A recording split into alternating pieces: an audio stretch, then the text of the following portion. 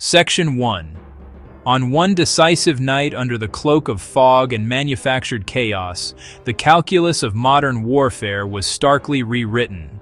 A Ukrainian drone operation, executed with surgical precision and tactical brilliance, delivered a staggering blow to Russia's industrial and military heartland. The core fact of the engagement highlights a profound asymmetry. An investment of approximately $1.4 million in unmanned aerial systems resulted in an estimated $100 million in direct capital losses for the Russian Federation.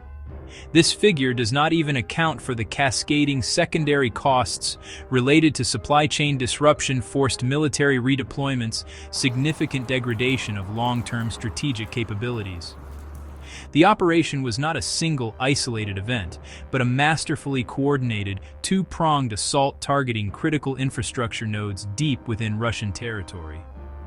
The primary target was the Saransk mechanical plant located in Mordovia.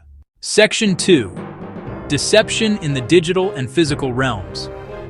The initial phase of the assault was a textbook case of overcoming modern air defenses. It wasn't just about brute force, but a carefully choreographed dance of low-tech physics and high-tech digital cunning. The first layer of this strategy was deceptively simple, using the environment itself as a shield. As the 48-drone swarm approached the airspace over Mordovia, it descended, hugging the contours of the Earth. The entire formation flew at an extremely low altitude of approximately 40 feet. This classic tactic, known as terrain masking, is designed to keep the drones below the detection lobes of long-range early warning radar systems.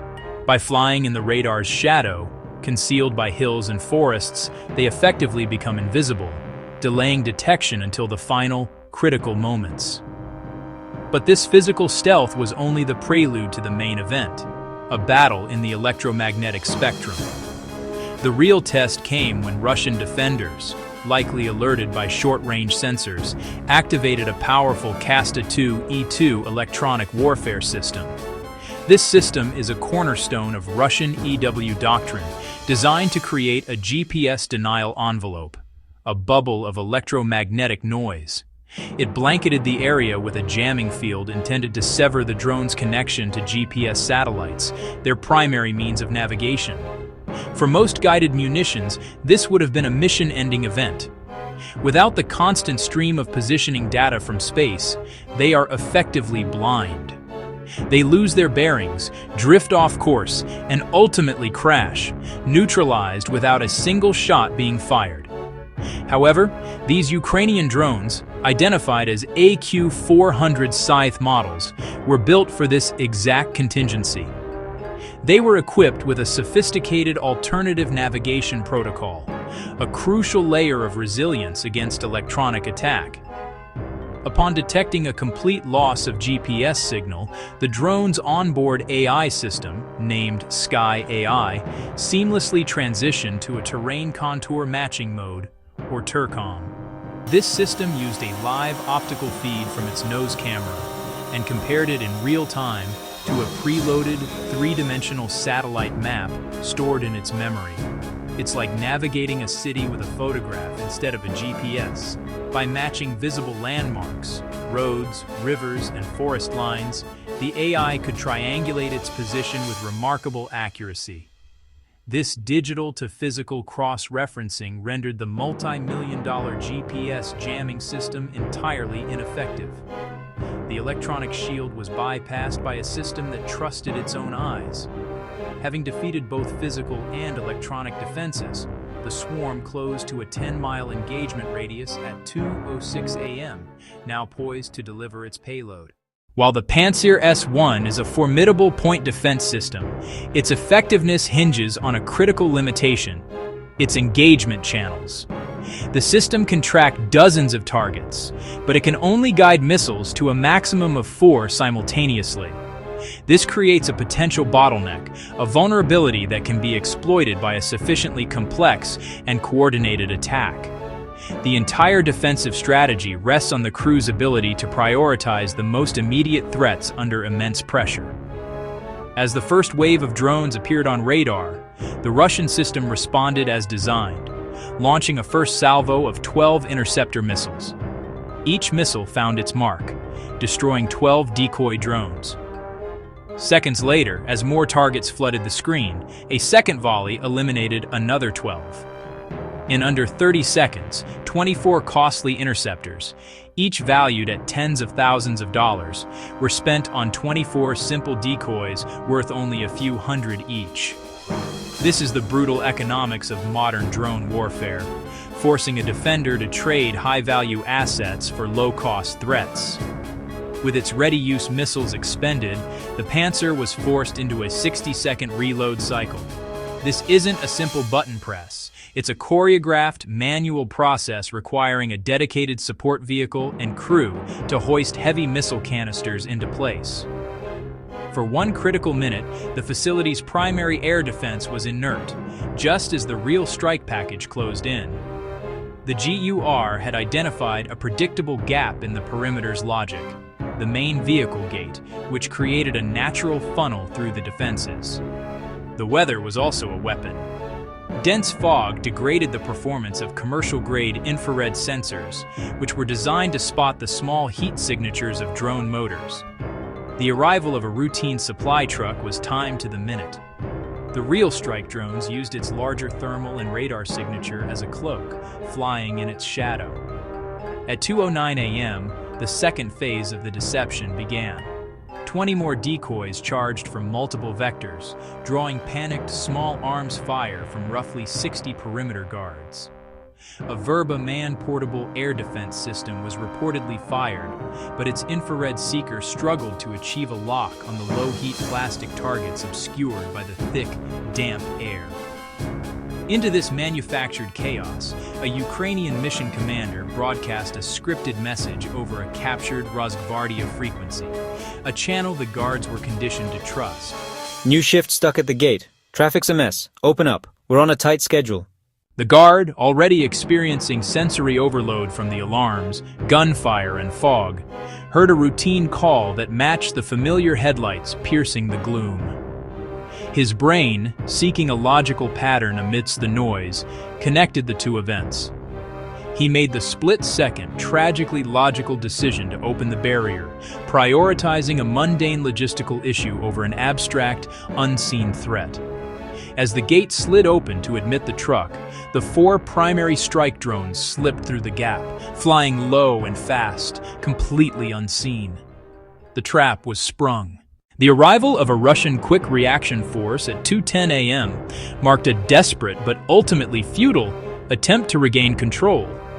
The unit, scrambled from a nearby garrison, was racing against a clock they couldn't see, their headlights cutting feeble paths through the thick, disorienting fog that had so aided the inbound drones. They were approximately 30 seconds too late. On board the lead truck, a gunner frantically scanned the low ceiling of cloud with a Zu-23-2 anti-aircraft cannon. This formidable weapon, designed for larger, slower targets like helicopters, lacked the necessary slew rate and advanced fire control to engage small, fast-moving drones, especially without radar guidance. The gunner opened fire, but it was an act of desperation. A wall of flak, impressive but inaccurate, could not arrest the incoming drones. Inside the perimeter, the AQ-400s, now clear of the electronic warfare bubble, used their onboard thermal imagers to acquire their pre-assigned targets, achieving terminal lock in milliseconds. At 2:11 a.m., the first drone struck the northwestern corner of Building 7. This was the facility's nerve center, the final assembly and main storage hall, where thousands of completed sea mines were arrayed on storage racks, awaiting shipment. Its hardened nose cone, designed for this exact purpose, cleanly penetrated the building's corrugated steel wall before the warhead detonated. The initial explosion was just the trigger. A supersonic overpressure wave hammered the adjacent densely packed mine casings. This is sympathetic detonation, where the shock from one explosion is powerful enough to initiate the high explosives in nearby munitions, creating a catastrophic chain reaction. The effect was near instantaneous. The entire northern half of the warehouse erupted in a single massive explosion, equivalent to hundreds of tons of TNT.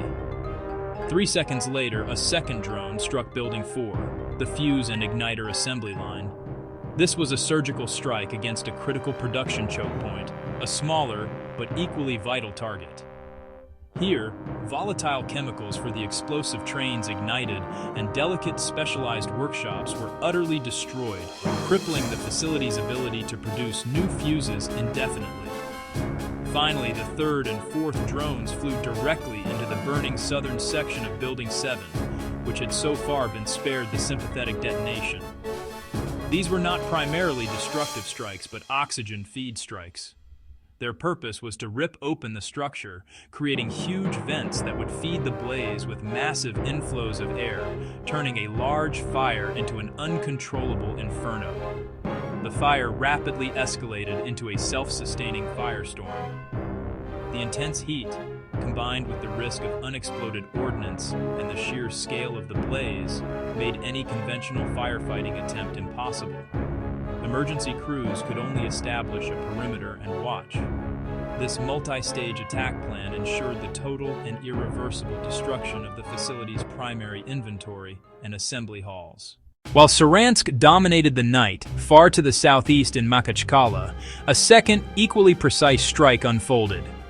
2 Lyuty long-range attack drones executed a different tactical approach. Cruising at 30,000 feet, their route stayed below the radar horizon for most of the journey. The target was a single, 200-foot catalytic cracking tower, irreplaceable for high-grade naval fuel. Intelligence identified it as a critical single point of failure. Armed with thermobaric warheads, the drones dispersed a fuel cloud that was ignited into a high-temperature blast. The impact and blast ripped through the tower, causing collapse and secondary tank fires. The inferno was visible for miles, a direct blow to naval logistics. These 2 attacks were halves of a single coordinated operation. Saransk was the body blow, targeting future mine production. Makhachkala was the headshot, degrading the Black Sea Fleet's present readiness.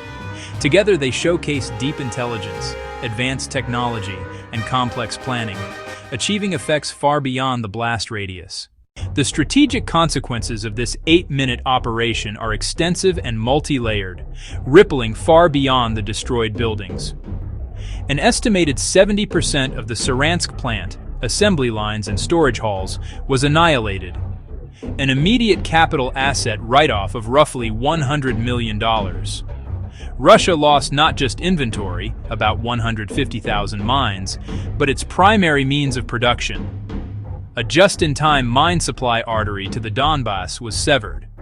For 6 to 12 months, production must reroute through secondary, less efficient Siberian facilities.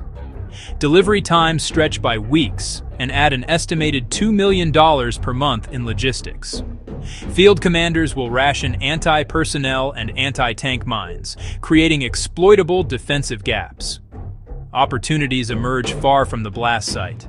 Official claims blamed careless smoking, but unredacted videos told a different story and spread widely.